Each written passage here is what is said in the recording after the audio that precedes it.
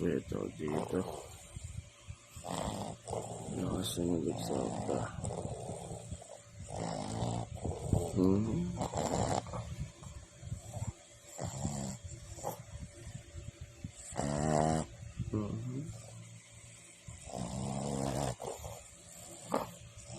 Kaya diba?